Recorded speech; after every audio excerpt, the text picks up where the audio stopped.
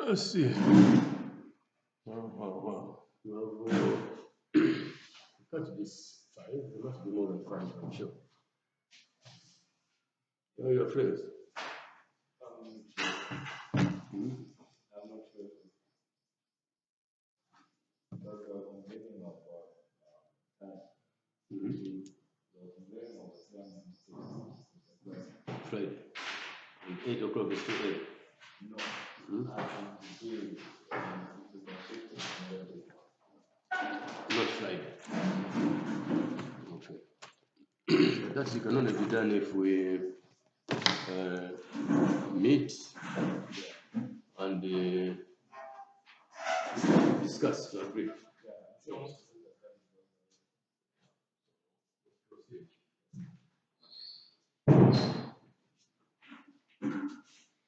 Well, I think for the new students here, there. Right? You have my number, I think, on the group. And for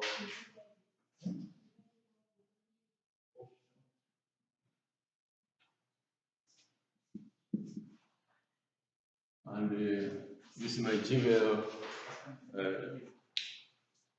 that you can email the Gmail mail that you can use in case you want to send your assignments to me or you want to do some private communication.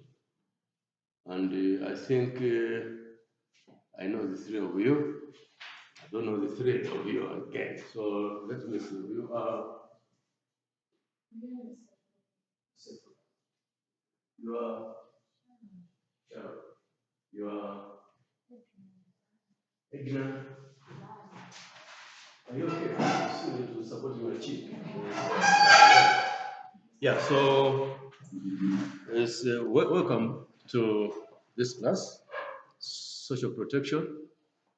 And interestingly enough, I think it has become a pattern where I welcome people in second year, take them in all second year, release them for somebody to do their work, then welcome you back in the 4th year to see you off. It's an interesting arrangement. I just discovered this morning. But the class which I had a year ago is coming back, which I think is good. Anyway, so we'll be looking at social protection. Today we are going to be looking at social protection. And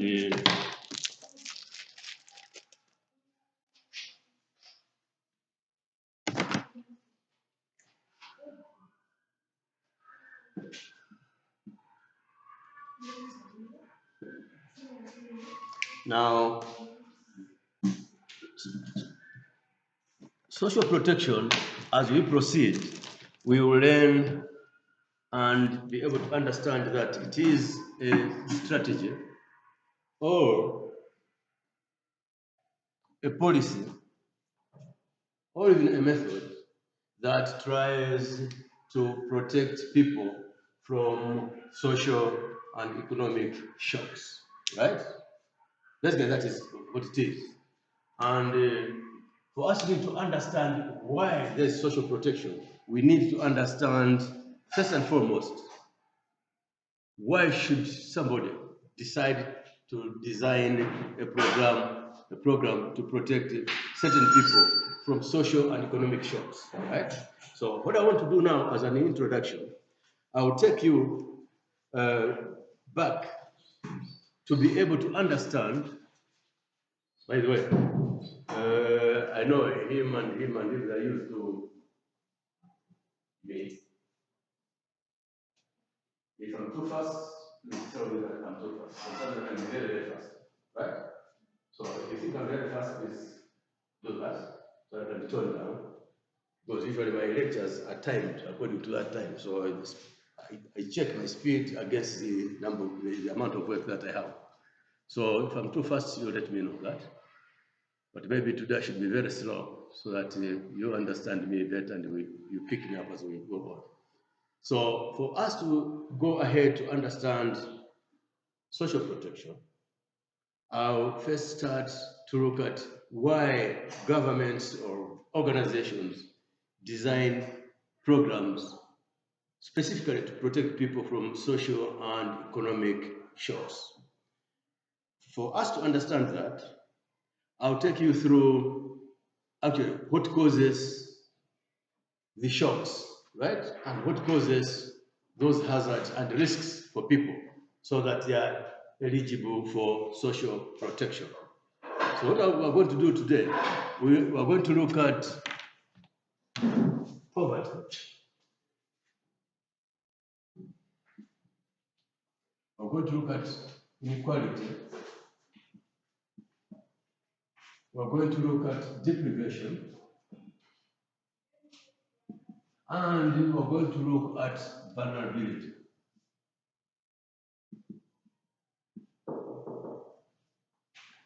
Come in.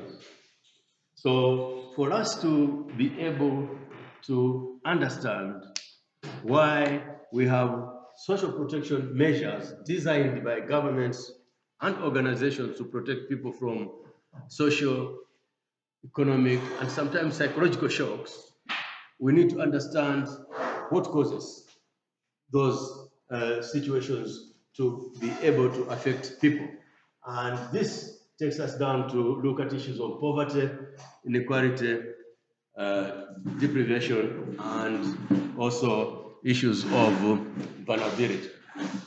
Okay, now let's look at what poverty.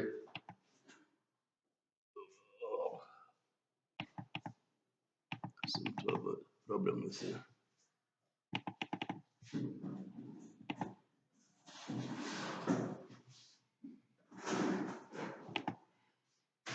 Okay, we have all heard about poverty, I'm very, very sure, right? All of us. And we all know the ravages that poverty can cause to individuals, families, and communities, including governments or states. And we need to understand what is it when we talk about poverty. I'll be very simplistic because poverty has been looked at and addressed from different disciplines. It's an economic concern, it's a social concern, it's a sociological concern, and things like those. I'll take a mid of the road type of approach. Just understand what poverty is and all these other terms that have just flashed out there, so that we should be able to understand why organizations and governments design social protection strategies or measures. So poverty basically is a state or it's a condition, right, of not having enough. That's all. Very simple. This is Raymond's definition. It's a state where you don't have enough. It could be material possessions, right? It could be income or stable income, or it could just be money. I don't know what you think about. When you talk about poverty, when you say you are poor, Adres, when you say you're poor, you're looking at what? What are you looking at? Are you looking at the money? Are you looking at you have one pair of shoes or you have whatever it is? What do you look at? So you can see that it's quite broad in a dimension. And so it is a state or a condition in which somebody you think you have something which is not enough for your own, right, livelihood or for your own lifestyle that you want to have. And therefore, poverty can affect an individual, can affect a family, can affect the whole community, also even a state. And therefore, when we look at poverty, we are looking at several elements, the social element, the economic element, and also the psychological element, right? There are people who can be psychologically poor. Is that possible? Can some people be psychologically poor? It's possible. There's also an element of political poverty. Is that possible? Political poverty? We'll see as we move on. Now, so poverty is actually a phenomenon which has been looked at and defined from very different perspectives. You can see, I said it could be an economic issue, social, whatever, psychological, and almost everything. Now, so whichever way you look at poverty, yeah, you will find that in the end, it will mirror down to issues that are social in nature, right? And that are also economic in nature. If it is psychological, it definitely will still come down under the social, or it could be psychological and it can also be economic, right? There are people who have committed suicide because they got a caterpillar, they didn't pay, and they killed themselves, right? So that's also poverty mirrored in that perspective, and it could be also economic, as I said. Now, let's look at poverty from a social perspective. Now here, let's look, confine ourselves to look at poverty from a social perspective. What is it? From a social perspective, when we look at the issues of poverty, we are looking at issues of one, the class, two, your status,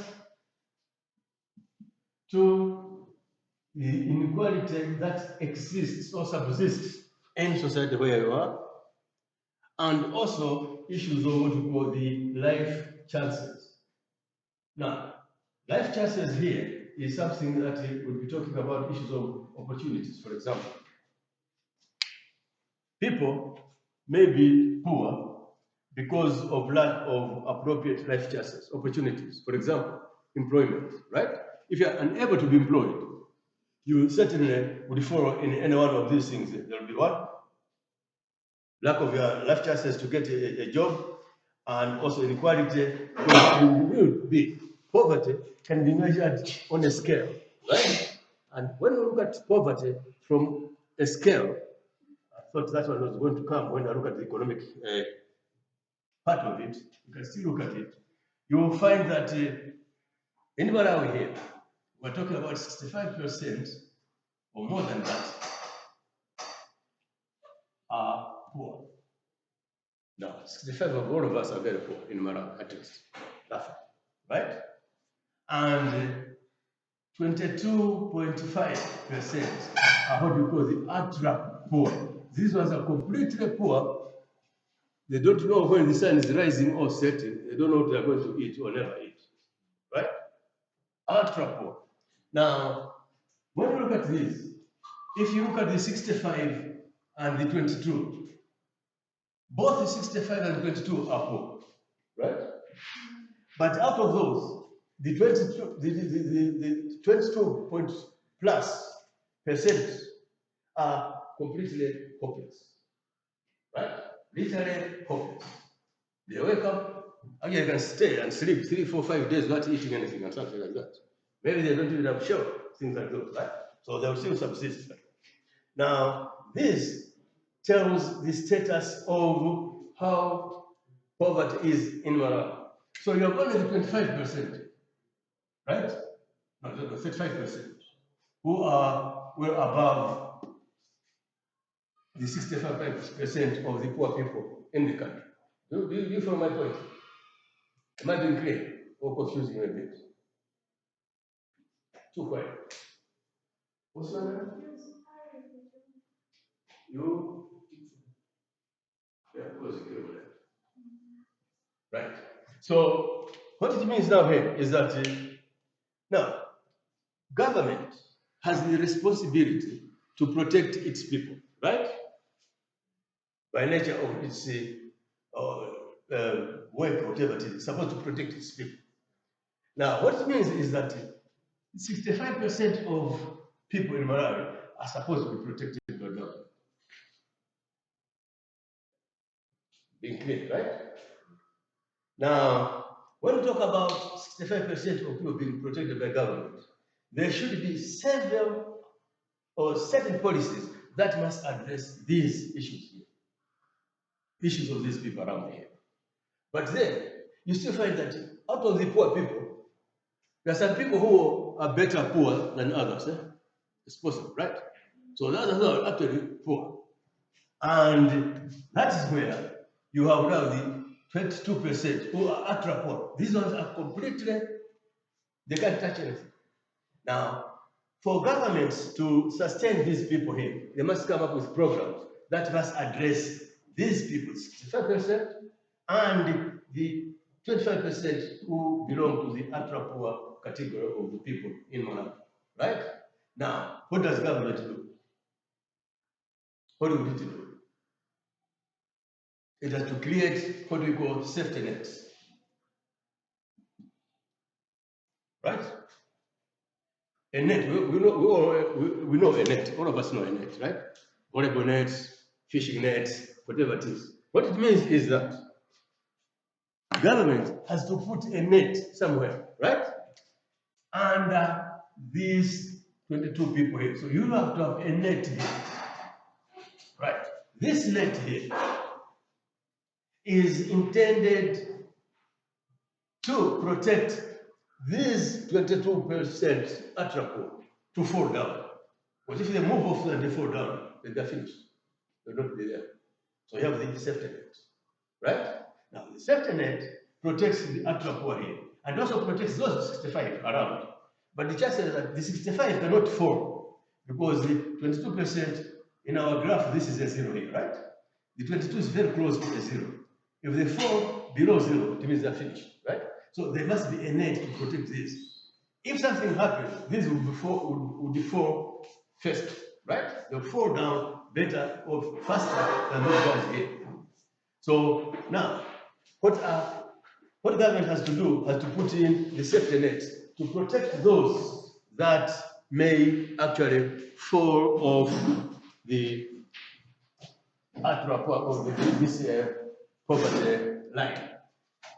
The zero here is our poverty line, right? It's our poverty line. So below the poverty line, there must be a safety net to protect those who are ultra poor. I hope I'm making sense here. Now, so what are safety nets? We'll come to those things. What are safety nets? And this is going to tell us exactly. Now, what is social protection? So social protection are strategies, right? Which provide the safety net for those people not to fall down. So let's just proceed. We'll come back to that and we'll see how it is. For those who have just arrived, I hope you'll pick up and we'll continue. I think we're together the whole of this semester. And as somebody who escorts people, I also get you next semester with child protection, I'm sure. And you'll be gone. All right. Let's continue to look at this. So let's look at the economic perspective of poverty. I'll be very, very fast. I think we looked at the social, and from the social, we looked at the issues of class and so forth. I should probably have explained more on this, but we shall still come back to that. We know what class is, what status is, what inequality is, something like that. So that we can look at it a bit later.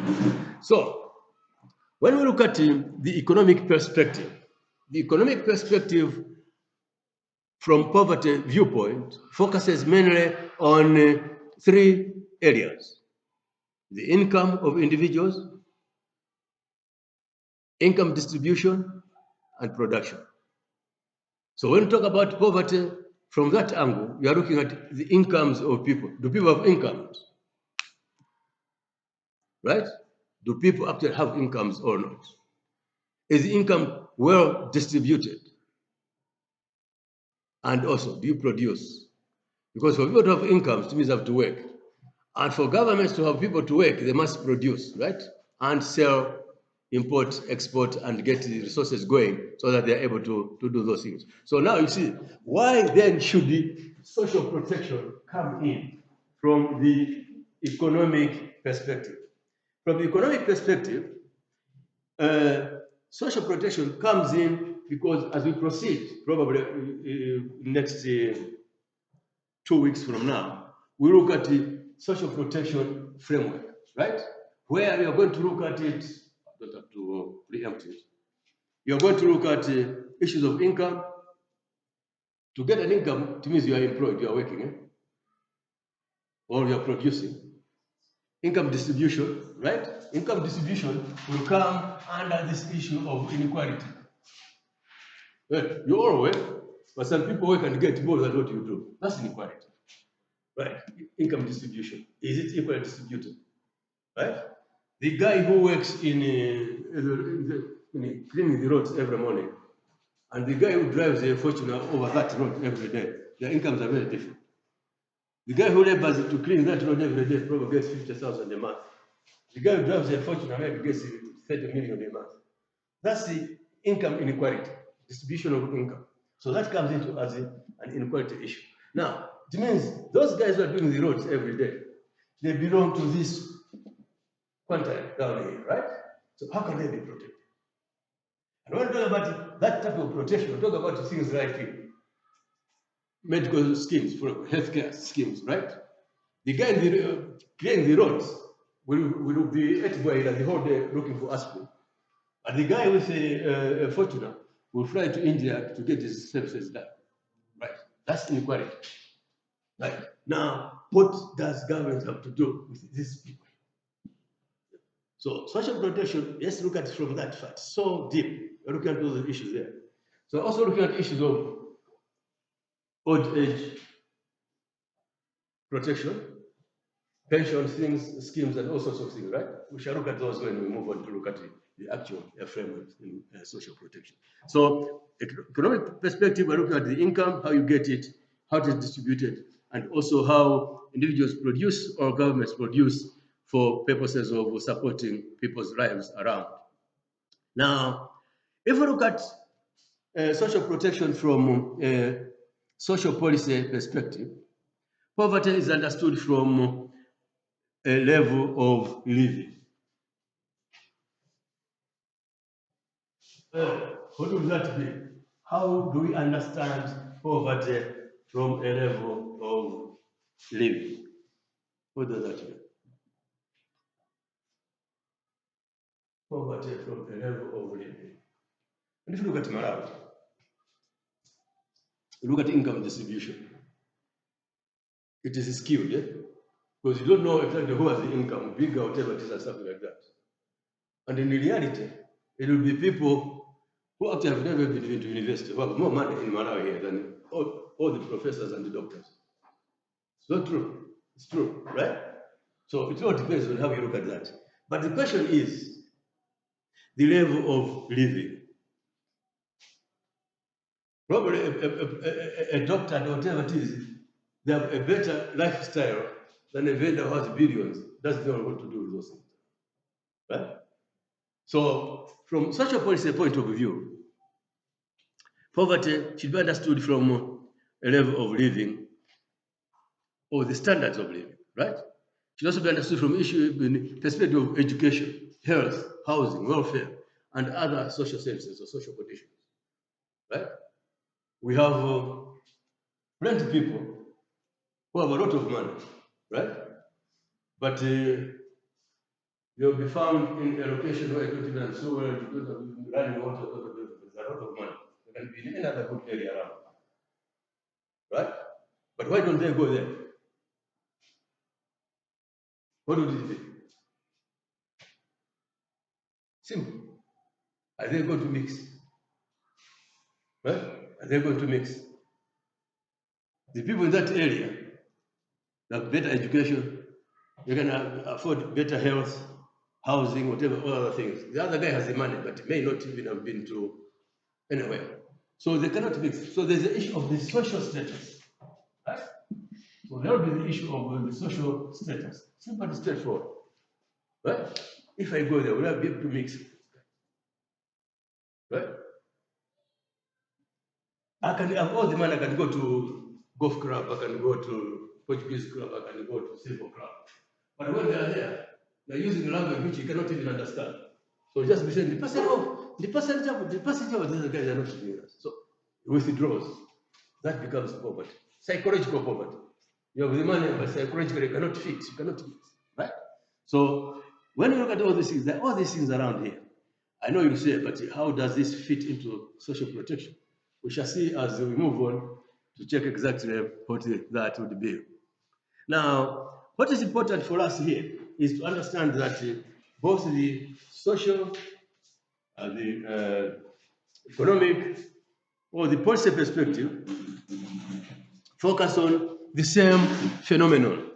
They focus on both the theoretical as well as the empirical measurements of poverty, right? You can look at poverty from economic perspective, or from social perspective, or from whichever side you want to look at it. But in the final analysis, it will still be zeroing down on poverty. Now, the question is, if you are been attacked by malaria, right? And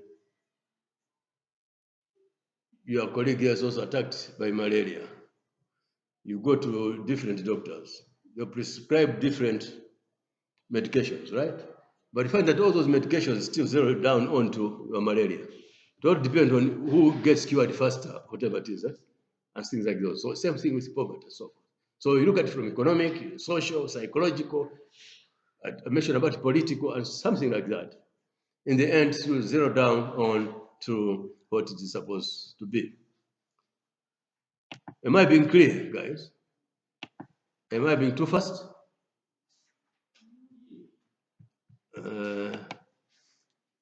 I know what this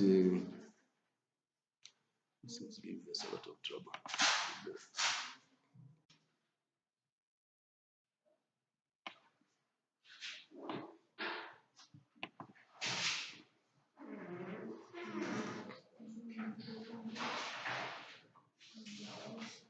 Oh, it's wonderful.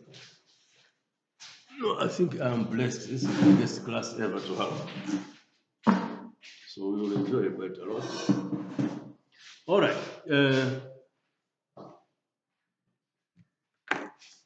I know for some of you, it's the first time we're meeting. And as a trained psychologist, I know where your mind is. I know where your mind is. I know where your mind is. You're still trying to get me down. I'm getting you down as well. So next lesson will be on the same line. We'll be on the same line. All right. Let's proceed.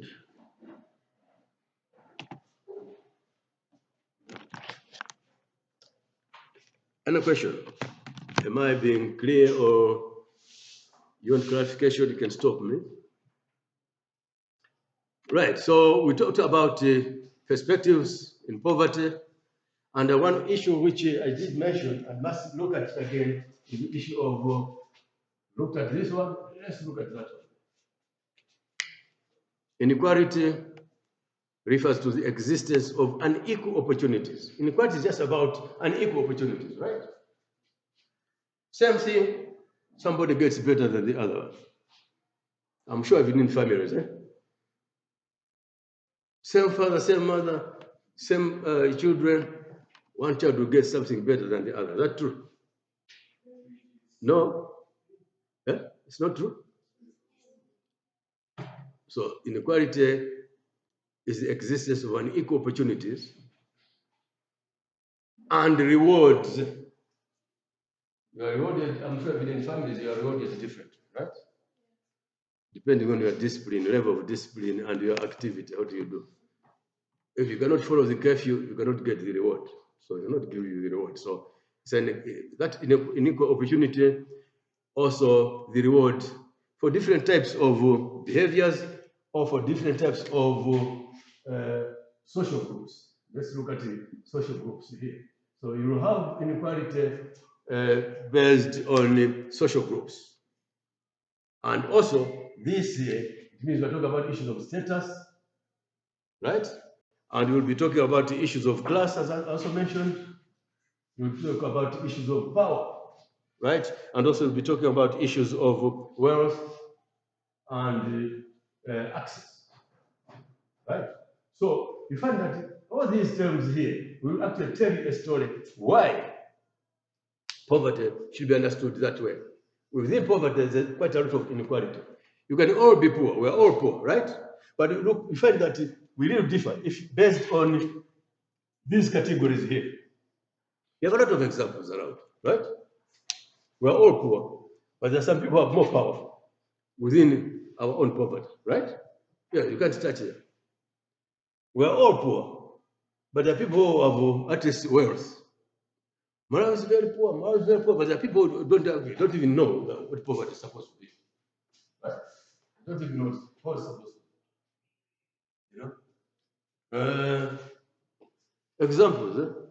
The other day I said, this is very serious, this is very bad. I'm driving, then this guy in front of me will go at the filling station. He just says, my question was, hey, you guys, you're too slow. You're looking at my time, you're too slow. Huh? Can you push up? We're running against time. Then this guy with a VW in front of me tells the attendant, Taika no mafuta. Abu anjitazazana. That was it. I wanted to run away. So he says, Tazazan, you know? And I was there with my aunt saying, I'm looking at my time, and Kuzaza Tag is taking my time, I'm just done. Very angry. Then I go there, I open my tank, I tell the attendant, I moved my 5,000 note and gave him. You know, so I just went to Patak, we ran past and I left. That is the difference, inequality, right? This guy, I don't know him, doesn't know me, but I was able to get my 5,000 fuel, which is only 2 liters, to go wherever I'm going. This guy says that's done. And has not concern with the time, it's just the buses out of his phone, the attendant is doing his things on the phone. Comfortable, the words. So that is inequality, right? You can see. The equality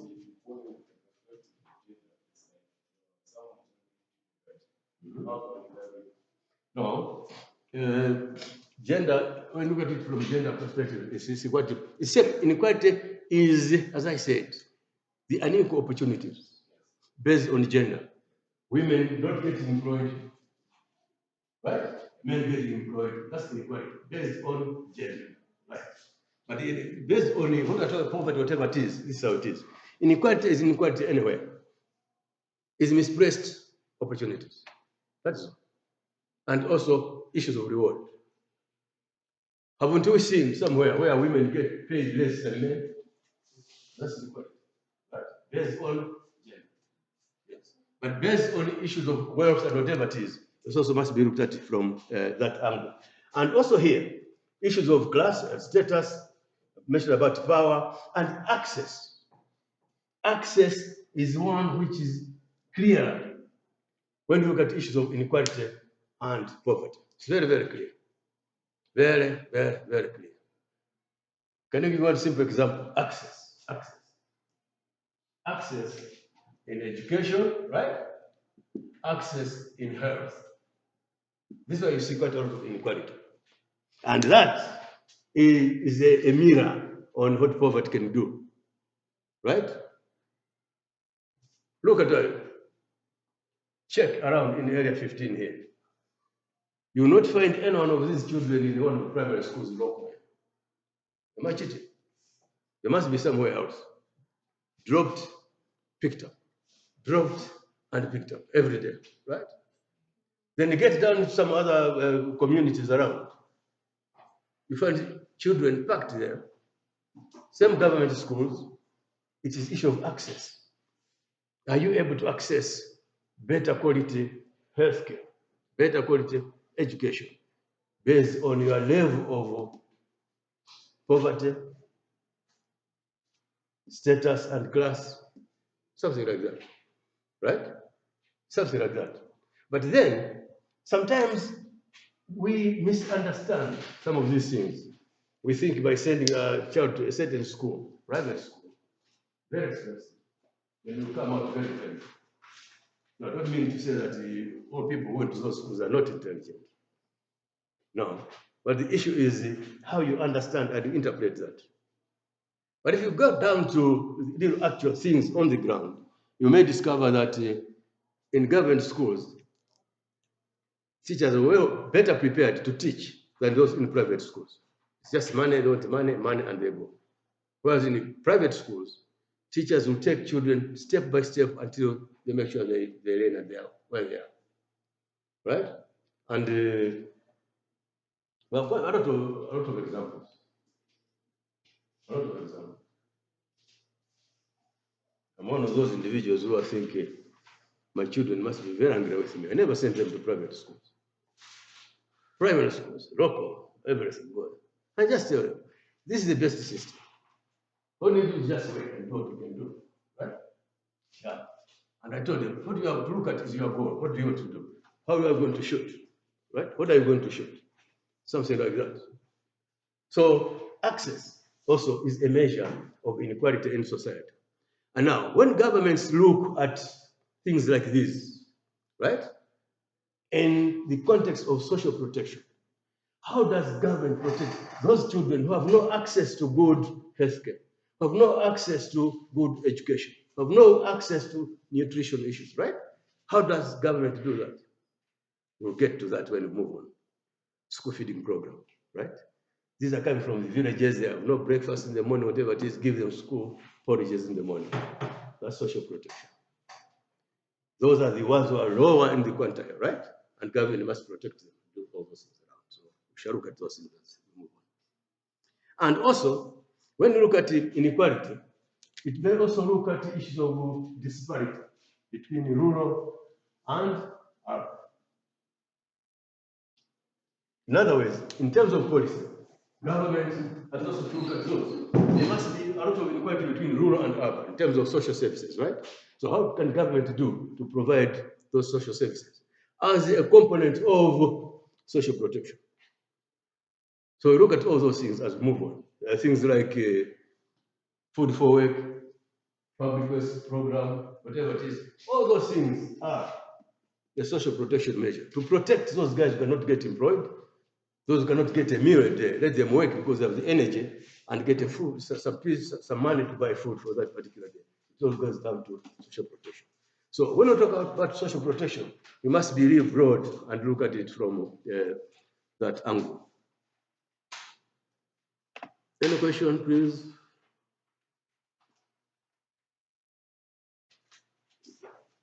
I'll just make a quick course. Supposed to call somebody at 9 very urgently.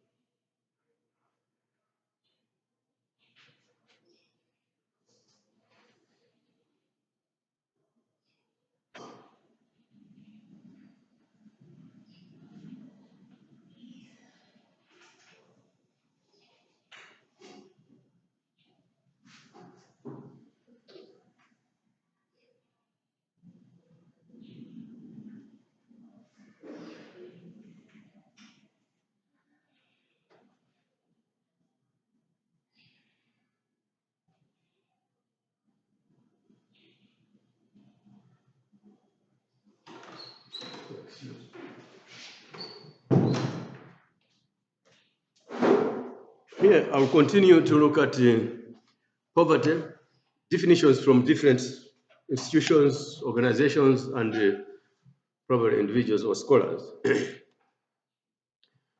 Let's look at what UNFPA says. So United Nations Fund for Population, whatever it is. And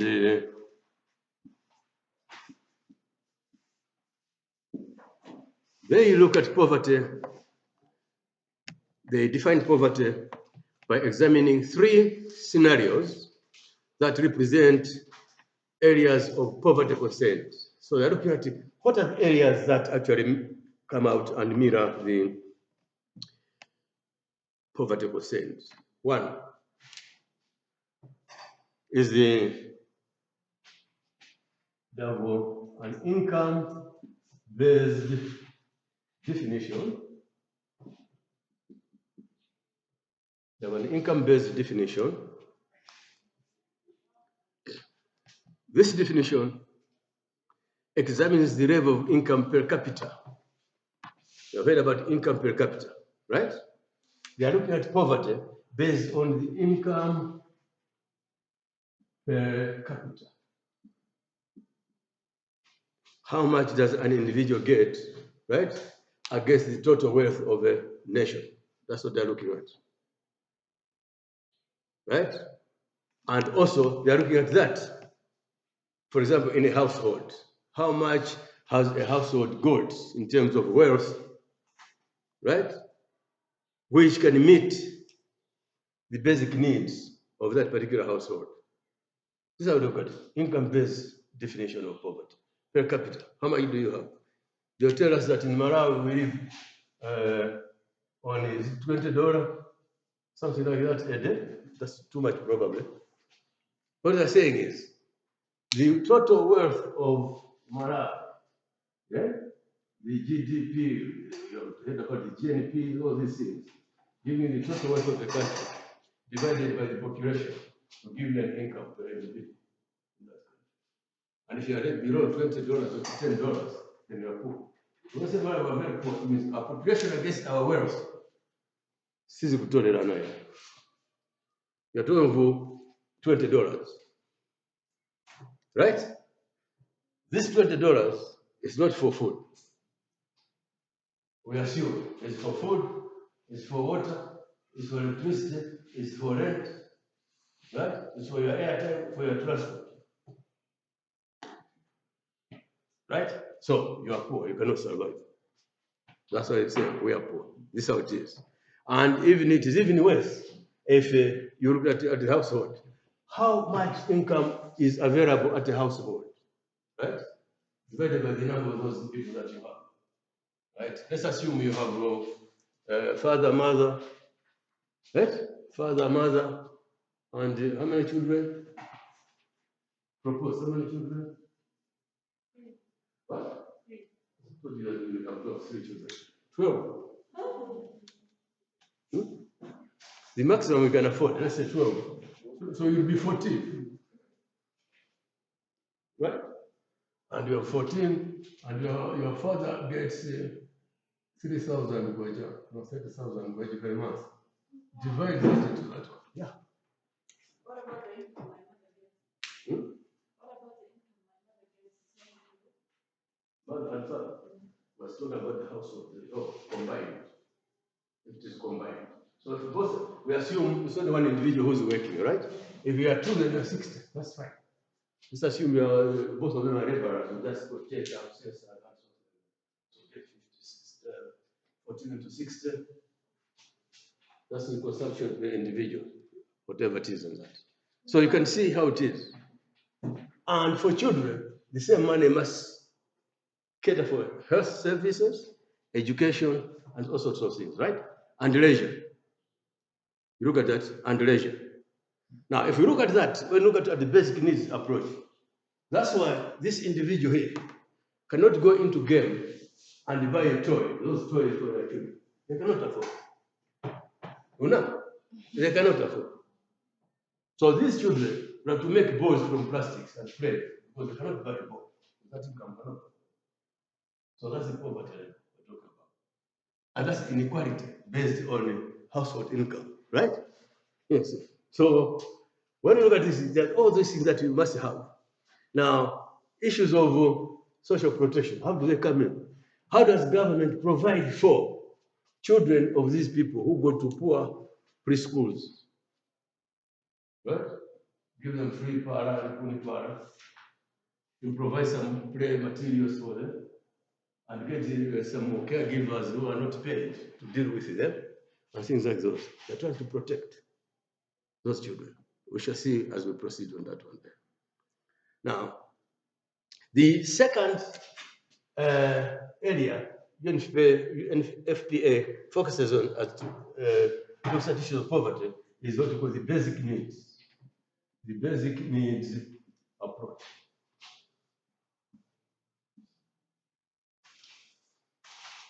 I hope my handwriting is clear. It has never been clear anyway. So the basic needs approach examines the set of minimum standards of conditions of life, quality of life based on housing, nutrition, adequacy of water, right? Health services. And here you can see we're looking at an individual and individual consumption, right? Are you able to meet the basic needs? Can go to school, can go to hospital, can have water, clean water, sanitation, and things like those. So all these things, as we proceed, you see how social protection has actually to come in to protect people who actually are affected by poverty.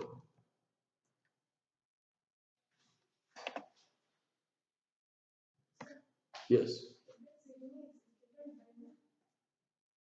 I think we're still continuing by UNFPA looks at poverty from 3 dimensions. The income-based approach, basic needs approach, the participatory approach is number 3.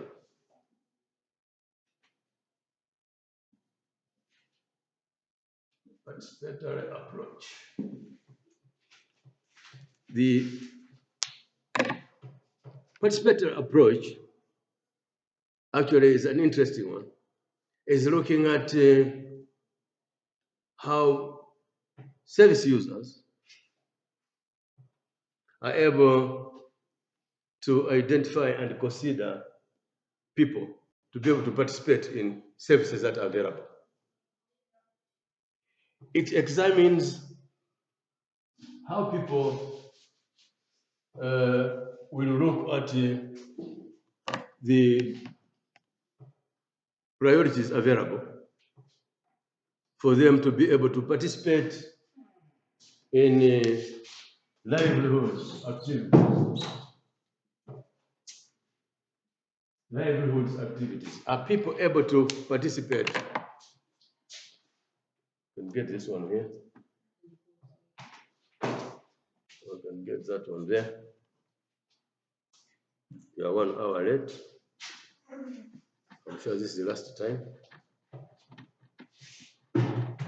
So the participatory approach looks at do real people participate in activities that can improve their own livelihoods. Right? Livelihoods. I hope you understand what livelihood is. Right? Community development. Community development. Most of you, right? Not so. It's a livelihood. That's a lie. She has an advantage because she covered up this topic when she was doing her socioeconomic, whatever it is, and something like that. So that's what. Yes. So what's the livelihood? Help us with your late coming.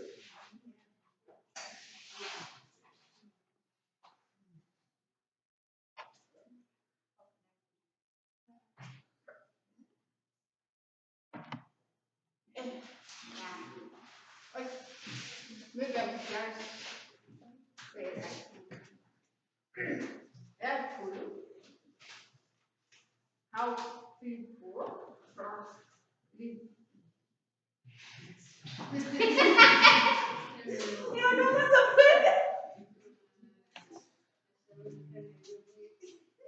Okay.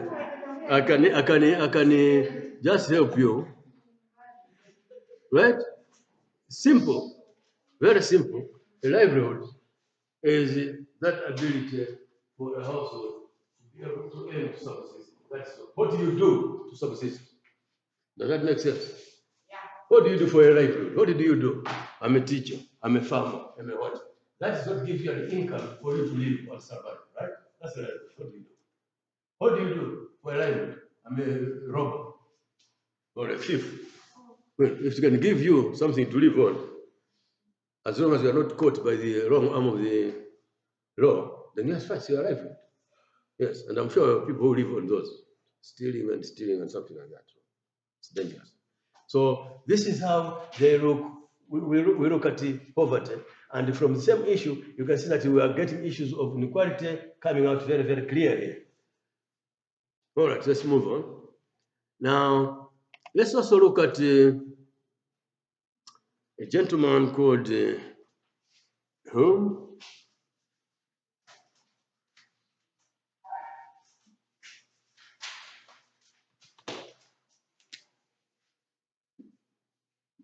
Ulm, 2010. This gentleman looks at poverty from what he calls the capability. HULME.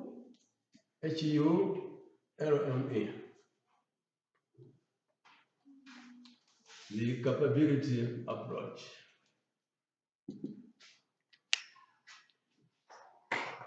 And just for your information, it is the first time that I've turned upside down my lectures on social protection. I always started with social protection first, right? Go on, and in the end, you come to look at these issues here. Now, I discovered that when I test, there's some confusion, right? We're talking about something which is supposed to address an issue. Social protection is supposed to address an issue, right? And that issue is poverty, inequality, deprivation, and vulnerability. So this time around, having gone through my works and whatever it is, I turned it up. We must start with the cause first, right? And look at the strategies. How do we do it, right? This is how we are. So I hope now to be easy for you to understand and follow. That when we talk about social protection, we're talking about these things. At first, we're talking about social protection, not knowing these things around. So you know them at the end. So, oh, with social protection because of that, no. But now, protection is good because of that. So this is how we're going to proceed from here. So the capabilities approach examines the capability of an individual or individuals, right? What I can call here the human functioning. It's examining the human functioning, right? As a component of human development. You cannot address poverty without developing your own capacities to address poverty. Do you understand that? You cannot address issues of poverty without addressing your own capacity to address poverty. So this guy says that let's look at the capability of an individual, right? Is human functional? In social work, we talk about functionality of an individual, right? Is that individual functional? Right? Is that individual functional?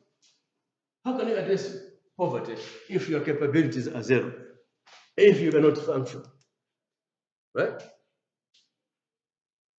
I met an individual the other day when I'm free on a weekend, I have nothing to do as part of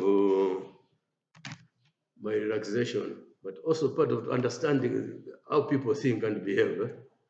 When you jump into a minibus in town, whether they take 2 hours to leave or not, I'll still be there.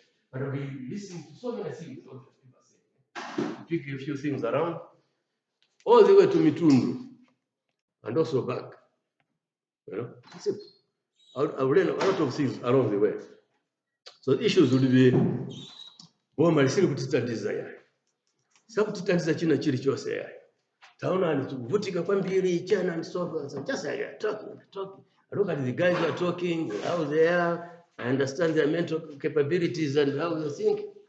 I understand them. So this guy sat close to me. He says, Command did boma lisiri kutitatiza yayi. So I said, now I'll talk to this guy who's closer to me. But boma lisiri kutitatiza. Okay. Tikati lolemba achakwera kuitarani kwera ku Capitol Hill ukakale chief economist ku economic planning and division sungasangana kwambia ndikapanga kuchandi kuziziwa that's capability.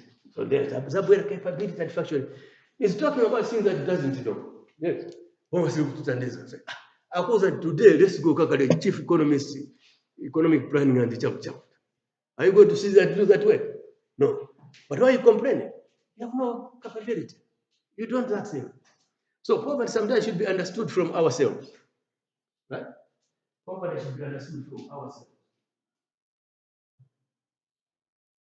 In casework, we look at what we call personal-centered approach. Personal-centered approach is an inward-looking approach where an individual must examine himself first before you complain about a problem, right? Do I understand the problem? What is the cause of the problem? How can I address this problem? You have the capability to address that problem. But because they can't think beyond that problem, that's why they come to the social worker for help, right? So as a social worker, you are trained, I'm sure, through those processes to understand an individual.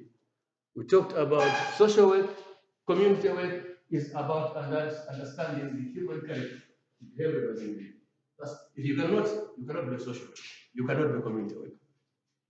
It is only through that where you can actually help that individual. Right? Community development, for example. You go in a community, all children have measles. Everybody says, I'm not even chipatara, I'm just like that, right? And they know that measles is something that they can get to a chipatara. We have to tell them, mpanga za ukondo, mpanga za chani, nutrition, can we get ourselves to do those things without being told? That's where the human character comes in. That is where your understanding of that human character becomes very, very important. So this gentleman actually is looking into those issues. Can we, as individuals, realize that we are poor? What can we do? Right? And this is one of the biggest diseases, I don't know how to put it, that is costing Malawi a lot of energy unnecessarily, and it will take us centuries to, generations to come back to that, for us to realize that we don't have the capabilities. But we have a lot of capabilities about complaining and talking. That were very good. Absolutely good, right? Yes, so this is what this gentleman is telling us. Examine ourselves and see what can we do. Even in the context of social protection, governments or organizations cannot give you everything, right? When we look at the Mtukula Pakomo, say cash transfer, whatever it is, we see how it works. And how, when I was designing that, I intended it to be. But 10 years down the line, they've changed it. My vision has changed completely. People just use it not the way it used to be. We shall see when we look at that as we move on. Now, capabilities, whom Hume argues, increases cortico's choices. What does that remind you? Social. Not that been here since the last dialogue here with Nyajere here. What does this remind you about choices?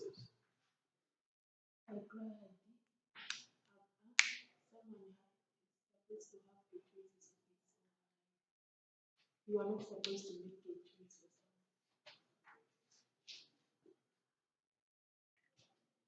You look very quiet and new today. I hope you are not angry that I've come back to be with you again. We talked about alternatives, right? In social work, we talked about alternatives when it comes to what? Decision making, right? Now, choices is also about alternatives. One method that cannot work, you can choose another method, right? Test another method and see what can happen. And for yourselves too, as extension workers, when you get out there, you'll get problems which require a lot of choices, a lot of alternatives in terms of decision making. You have to make decisions based on the right choices or right alternatives on what you want to do. So this gentleman says capabilities give an individual choices. And capabilities can only come around if you are informed. That's all, right? You can only choose alternatives when you know. Am I wrong or right? You can choose alternatives when you know what you are supposed to do. So this is what we are looking at here. And he goes on to look at what we call the HDI, which is the Human Development Index, which measures the changes, right? The advancement of an individual, right? Irrespective of your inequality, how unequal you are in society, but how advanced are you in terms of your capabilities and also how you can make your choices or something like that. So I'm bringing all these things because when you get out in the field, you're not going to say, oh, no, but Hume says this. This is because you are now being informed, right? On how you can handle some of these things. You should be able to tell the individual I'm dealing with, his capability is zero. How can I help this individual? The community I'm dealing with is zero. How can I help that community, right? How can they make choices? How can I bring out their functionality for them to make choices and choose alternatives to address an issue, right? Community development is the most dangerous component of the work you do. When you go in a community, you're a stranger, right? And that community will have its own structures, whatever it is, and so on and so forth. And you'll find gatekeepers around, right? You want to break in, you may not be able to do that. You have those. Because it becomes like a closed society, and you're breaking into a closed society. There are so many things that you may not even know or understand in that particular community, unless and until you have been in that community for a long time, right? So how do you do? Will your capability be able to break through it? You meet a community like in Bulipombo, and in our community development, panga za kuti tumefuna kuti chairman ndi ndani pagululi. Zine ya chairman you're talking zina ndiza panga ndiye tifuna chambe za skulu ya mkomea chani ndiye mapanga zimezo kuambira kale chairman ndani the same guy, right? Okay, chabwino so when za chituku kozi mapanga za kuta pali chairman ndani ndemweyo. You become a chairman of 3, 4, 5 components within that community. That community is dysfunction, right? You see what it is? Dysfunction. It cannot function from just one head. That individual has no right to own everything. I don't think he will have all the wisdom around. And if you check, that guy would be very, very close to the chief, right? You go to church, mkuru wa mpingu, same guy. You know, so you cannot break in a way. But amalemba za makuko ndani ndiye mweyoso. Then you are finished. So community work, you be looking at those things around. Can we improve the capabilities of people? People who can take up certain roles based on their capability to do something. And you discover in the end, angalembe za kuzakuti the same way I mean angalembe, the rest can't read and write. So you're dealing with a dysfunctional community, right? And they have really to struggle. Me, I don't know. I taught community development in 2018, so I forgot some of those things. community mobilization, participation, and China and all those things. She can tell us that. Right, so this is how we look at poverty from these different perspectives here. And also, we look at what we call the life capabilities. Life capabilities, these constitute the following. Life capabilities look at the following.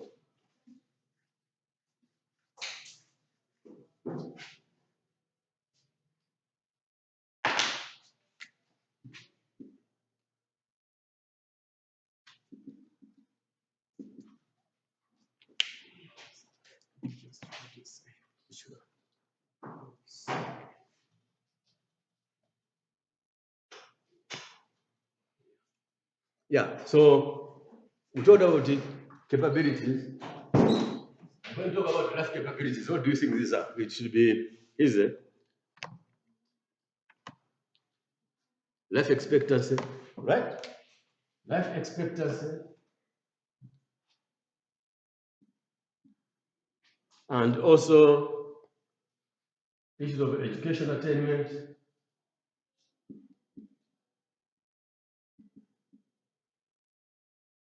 health status. All these are life capabilities. Why? You are aware that our life expectancy in Malawi, how many years the maximum or the average that the Malawi should live before he dies? I mean, life expectancy is how much? How many years?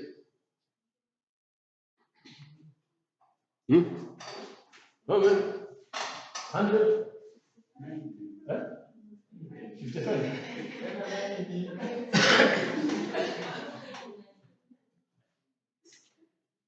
How many? 90? Huh? How many?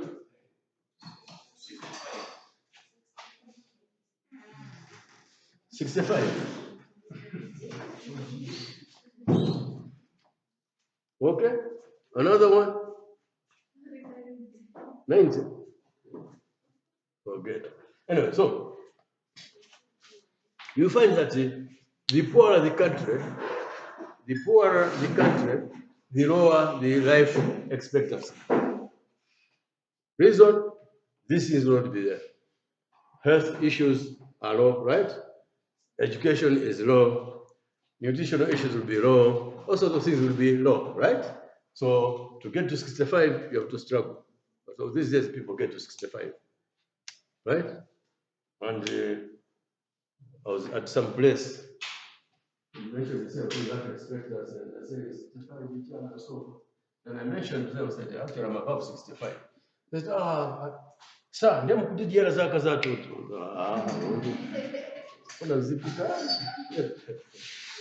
Yeah, so life expectancy also is a measure of the actual services that you have in that particular country. And they are, in turn, a measure of the level of poverty in that particular country. And also the level of inequality at the same time, right? You find that as that Wazungu, they go up to around 90, 100, 150, 120. Yes, they'll do that. It shows their journey, these things, the social services, whatever it is, are available and something like that. And also the environment in which they are. In Malawi, you can't live, I don't know, 90 chocolate. Yeah, you can do that. I think my mother died at 97, 2 years ago, 3 years ago. So it's fine. I wish I could get there, but it's not necessary to get there. Because it also becomes a problem, you know. You don't understand what you're supposed to do, you're just irritating around. So I don't think that is but also here it's too low. Actually, it's 87. Maybe that would be better. Okay, so life expectancy, education attainment, health related issues, all these also can you tell us the type of poverty levels that we are in? Move quickly. We want to finish this one. Next time we meet, we now get straight into our social protection. Average income. It also is a measure. Acceptable minimum income that can sustain an acceptable level of consumption, right? To support a household or to support an individual. I mean, of course, the consumption is consumption. Eating is eating. You can eat sima, of course, in my way, you can eat sima only without complaining. But that's the best. Huh? That's the best. Okay, so things like those, just like those guys say, they can eat a burger and oh yeah. So their choice, whatever it is. But the average income also mirrors exactly what the type of inequality, the type of poverty levels that are available in that. And it's interesting. So also if you look at these things, they also depend on the culture of that particular community, country, whatever it is, and what is obtaining within that setup. Okay. Let's look quickly at types of poverty. This one will take us to the end, then we shall be coming to a social protection proper. And why I deliberately take social protection and child protection in fourth year is because these are some of the areas where community development and social work is the biggest work is there. 90% of your work in the field will be on social protection and child protection, women and gender issues, things like those, right? It'll be around those. And all the jobs are around that. Check any NGO in this country, it'll be about those things. Social protection, they'll use different names, right? But when I look at those, I say these are the ones. That's just it. Secondly, because I was at the center of designing this, so I know what it is. That's why deliberately I said in fourth year, as you prepare them to get out, you should understand what is going to be available to them in the field. Right, so let's look at the types of poverty.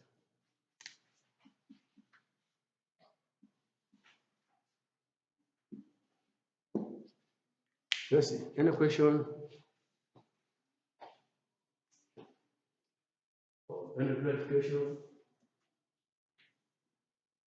As also rest a bit, let me find out. You are, this is one, what's the name? Yeah? I see. Yes.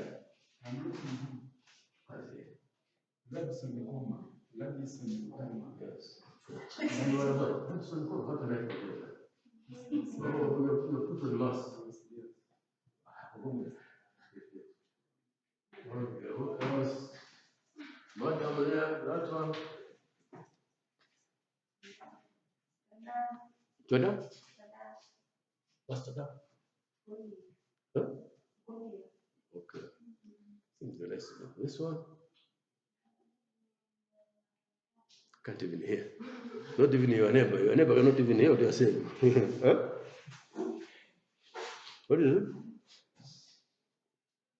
Okay. Let's look at types of poverty. One.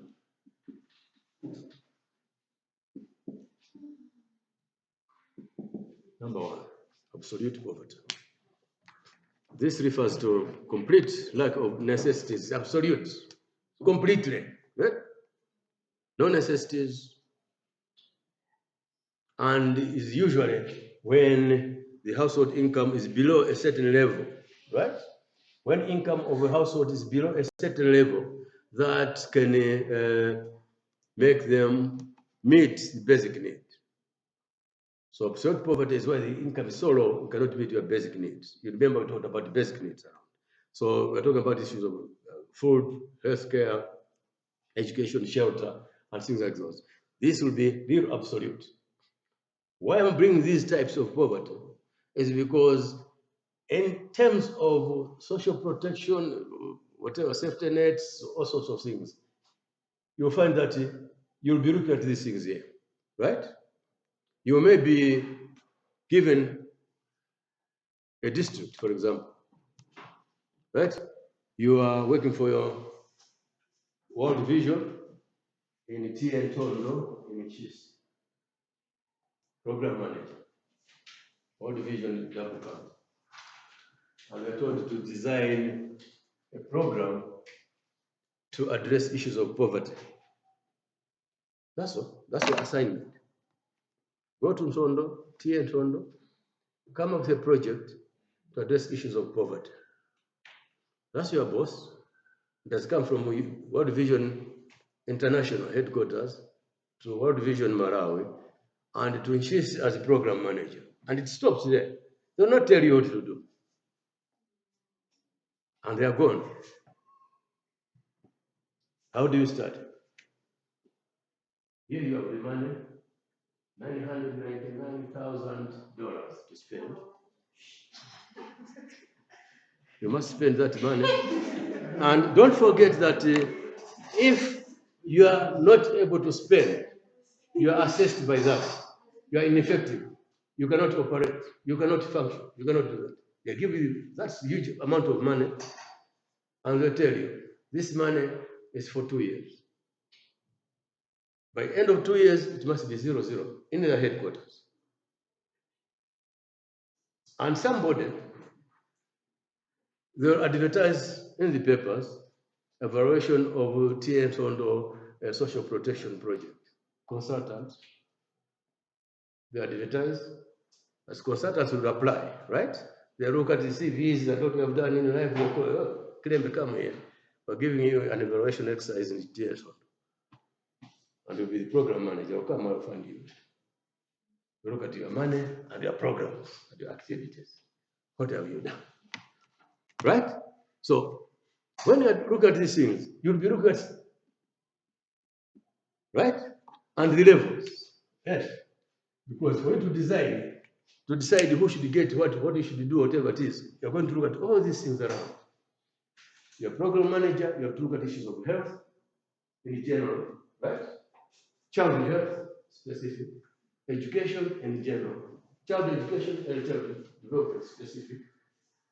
Gender issues, right? Older people, persons with disabilities. These become your target for. So you decide yourself.